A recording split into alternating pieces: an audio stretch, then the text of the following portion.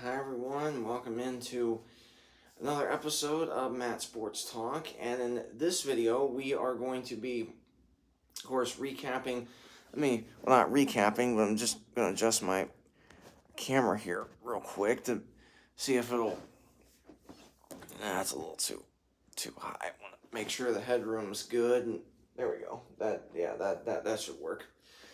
So I wanted to record this video and mention that, of course, I had talked about in my national championship recap video yesterday that I would be recording one final episode of season 2 of Matt Sports Talk either today or tomorrow, and I decided to do that today. And obviously just to kind of, put a whole recap on the season and talk about some key players that stood out. So this first video that I'm going to record, I'm going to dedicate that strictly to the men's side of things, and I'm not going to talk about any player statistics, at least not all the statistics. I'm not going to dive too totally deep into that, but I did want to talk about some players in particular from all 10 Crossroads League schools that this year I was really impressed with, that I thought played really well, helped lead their team, even though some teams did not have the season that they wanted to have. And then I'll record a separate video talking about the women's side of things coming up after this one, coming up after this video. So if you did enjoy, or I should say that if you have it, I really hope you've enjoyed all my content over the course of this year. And of course, these last 6 months have been just a huge blessing to be able to provide you with all this content. And I cannot believe that we're here at the very end of this season. And of course, I am 8 subscribers away from hitting 200. So please, let's hit that number by September, when I will be launching season 3 of Matt Sports Talk. That is my goal. And if we can hit that goal by then, my next goal is to hit 500 subscribers, if at all possible, by the end of next March, after the national championship game is completed, or, well, not completed, but the day of a national championship game next year. So please subscribe down below so you do not miss out on any of this important, excuse me.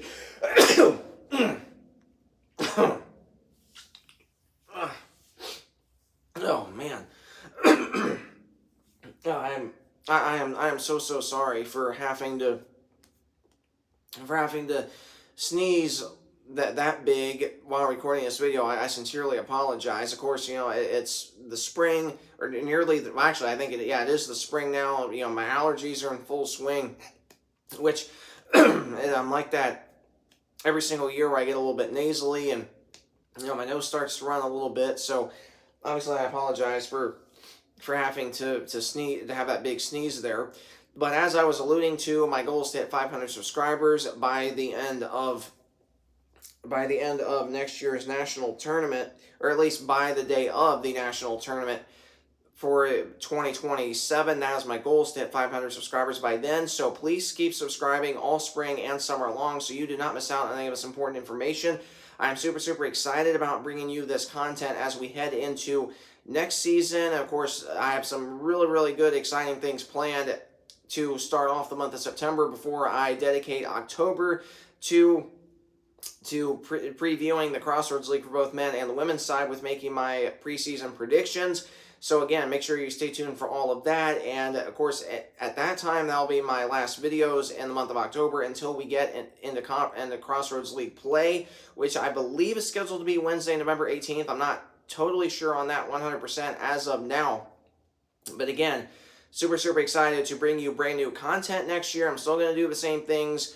We're doing daily game recaps for both the men and the women in terms of the Crossroads League next year. Still going to do that, and plan on doing that for several more years. Same thing for the national tournament, with printing out a bracket and sharing with you updates after each individual round. Still plan on doing that still for many more years. And I definitely plan on writing down all the general seed lines. I think the teams that will make the national tournament next year, what seed line, roughly general seed line, will they be on?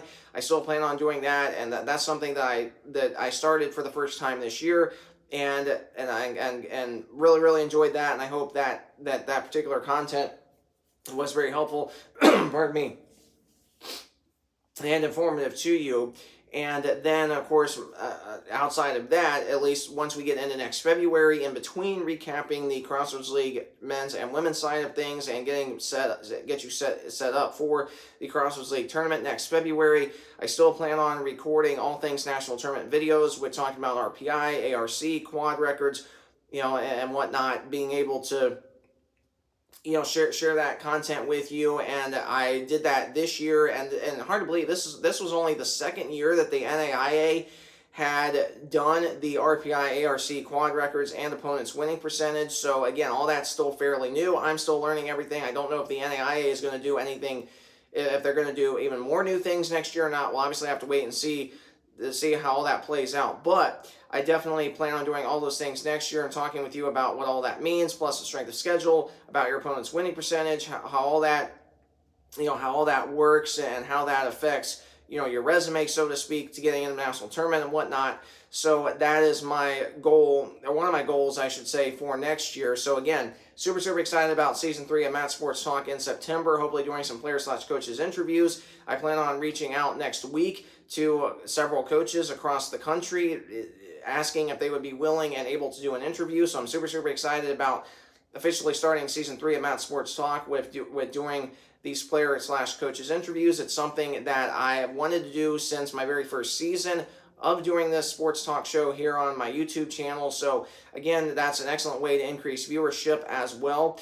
And so with all that being said, now we're going to dive into just the men's side of things for some players that I thought had some good years, and I'll start bottom to top, or go bottom to top, I should say, starting with the Goshen College Maple Leafs. I know they did not have the year that they really wanted to have. However, they did pick up 2 Crossroads League wins this year, one of which was an upset win against Taylor. That was at Goshen, and then the second one was, I believe, I think that was their first win was against Goshen, and their second win, or not Goshen, I believe Goshen's first conference win was against Taylor, and I'm blanking on the second one. I can't remember who their second league, or no, it was Marion, that's right. Yeah, it was Marion that they beat. So again, this was a Maple Leafs team that had a down year, and of course they've had, I know they've really struggled the last several years, and that was their first multi-conference win season since, I believe, 21/22, somewhere around in that general time frame. So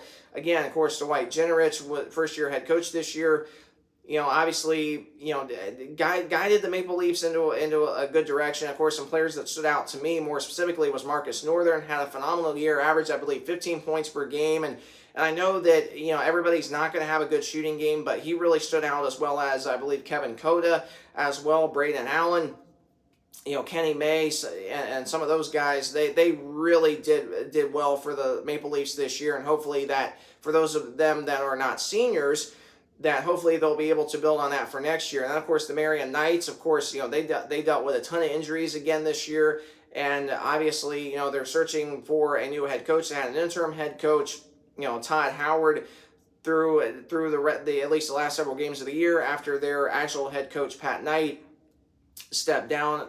And so, obviously they were dealing with a lot of stuff, and for the Knights, they still had some really good guys this year that stepped up in scoring. Of course, Dylan Moles, Aiden Franks, as well as Ron Rutland III, and Nate Luce, and some of those guys, they stepped up big for their team, and I really think that this Marion team is going to be a lot better next year. And then, of course, moving up from them, you had St. Francis out of Fort Wayne, Indiana. Of course, they had a down year, first-year head coach for them as well.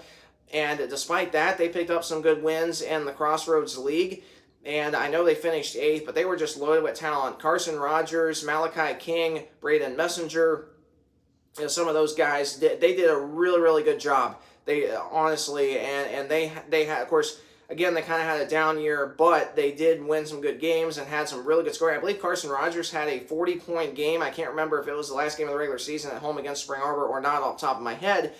but I know he did have a 40-point game. Malachi King had several 20-plus point games. So this is a Cougar team, I should say, since we're talking about the men's side. This is a Cougar team that I think could really move up a few spots in the standings next year in terms of just the amount of talent that they have. And then moving up from there, but you had in 7th place, you had Spring Arbor Cougars, led by head coach Ryan Cottingham, and they were projected, I believe, fourth, I believe, in preseason, and I had them 5th. They finished 7th, and they were right up there early part of the year and then really struggled. However, they had some really good scoring. Dante Favor. You also had Travis Grayson. And those were 2 players in particular. Of course, I know there's more than that, but those 2 players specifically had some really, really good games several times throughout the year. And, of course, they had some... they both had several 20-plus point games, and obviously you want to have that when you're playing in the Crossroads League, which is, again, super, super competitive. So, again, this is a team that I could see moving up a couple spots next year in the league standings as well. And then in 6th place, you had Mount Vernon Nazarene, and for Mount Vernon, of course, this was a team that, you had Peyton Heiss, you had Isaiah Brown. Yeah, you had those 2 guys. They both are hitting the transfer portal, which is really no surprise as they want to play at D1 level. But they were really impressive this year. And, of course, Isaiah Brown averaged, I believe, 18 points per game. And man, he was just terrific from beyond the arc. He really, really was. And his defense was really good, too. And, of course, not just those 2 guys, but you also had, Abib, Kieran Granville, Devin Dreyer, Trent Koning. Of course, Koning graduated, or will graduate, I should say, coming up here in about a month or so when the semester ends. And so all those guys really, really helped the Cougar team out of Mount Vernon, Ohio this year. And, head coach Jared Ronay done a really, really good job, leading this team. And obviously, as associate head coach Brett Vipperman graduated in 2019. Of course, I'm good friends with Brett and watched him play when I was a student at MVNU. And Brett was just terrific, not just, down low in the post, but he could also shoot jumpers, could also shoot from outside, which again, obviously, I know that this Cougar team is going to be a lot better next year. And I know it's going to be tough filling a couple of those holes with Peyton Heiss and Isaiah Brown and Trent Koning. So again, this is a Cougar team that I think, and not just that, but they picked up some really good wins this year. Upset number 1 Grace at home. Upset I believe number 10 at the time, Bethel out of Mishawaka, Indiana. Of course, the Cougars, they did pick up some ranked wins this year, and obviously that is a huge step of improvement. And then, of course, moving up from them, you had in 5th place, you had the Taylor Trojans, led by Austin Peters in his 2nd year. And this was a team that was projected 7th in preseason, which is where I had them finishing. And they really shocked a lot of people this year. And, of course, I could talk about so many players for them. You had T.J. Davidson off the bench, Nathan Baker that really provided some good sparks. And then, of course, in terms of your starters, you had, Nate Paulberg, Anthony McGee, Pete Combs, Carson Gold really, really stepped up for this Trojan team, and they had a phenomenal year and definitely moved up in the Crossroads League, made the national tournament for the first time in Austin Peters' time in only a 2nd season, played Northwestern out of Iowa, the Red Raiders in Orange City, Iowa, lost to them in the first round. But still, this is a Trojan team that I really think is just going to keep shocking a lot of people in the Crossroads League next year. So again, this is a team that I would definitely watch out for. Then, of course, moving up from them, you had in 4th place, you had the Bethel Pilots, led by Steve Draben. And this was a Bethel team that, was projected, I believe they were projected they might have been projected 4th or 5th, somewhere in there.